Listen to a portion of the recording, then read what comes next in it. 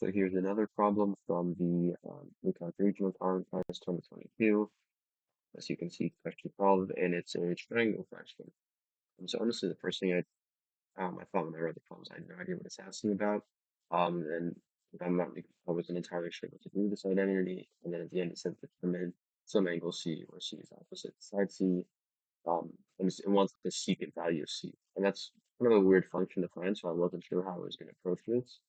Um, And then I remembered that we do have this formula that's true for all triangles, which is that c squared is equal to a squared plus b squared minus 2ab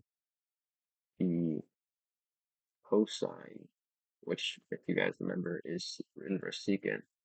So that's why I thought this formula could be helpful. Secant is equivalent to cosine.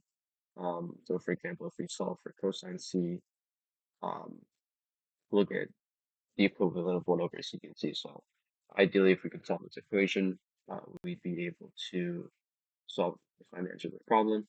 So we're going to rewrite this to say that, let's see, a squared plus b squared minus c squared is equal to what we have written above, 2ab cosine c.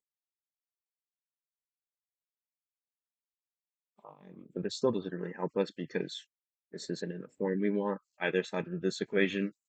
But then we also remember the sum and difference. This is more so than I want it to be. Sum and difference formulas. In this case, we'll be using the one that says, actually, so the other thing is that this form isn't the exact correct formula to go. If you have one thing with two positive variables, or one equation with three positive variables, the other one has two, sorry, this should be plus.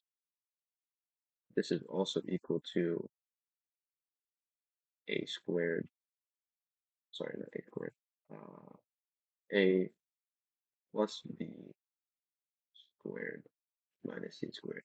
This looks closer to this formula here, where we can plug something equal to 2ab cosine. In this case, we're going to factor this out and get a squared 2ab plus b squared minus c squared. And this is all trying to think of it in the graph equal to 3ab.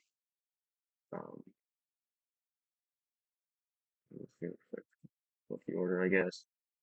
These two are like terms, so we can simplify that. This be a squared plus b squared minus c squared. Probably look familiar by now. A squared plus b squared minus c squared is equal to ab because the like terms subtract. And this, in case you didn't notice, is the same form we have over here. So now we can set these two equal to each other. Because once again, we're trying to solve the cosine by itself. So we have that ab is equal to 2ab cosine c. Divide ab by both sides. Actually, divide both sides by ab and by 2.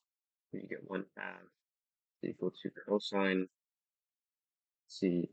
Since we want secant c, we're going to take the inverse of both sides. So also known as dividing both sides by cosine, I guess. Or sorry, just inversing it. So now we're going to have 2 is equal to secant c. That's what our answer is looking for. Let's see. So that's the problem. That's going to be 2.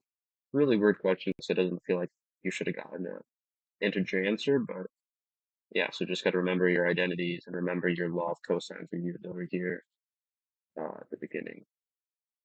That of cosine. Hopefully this helps.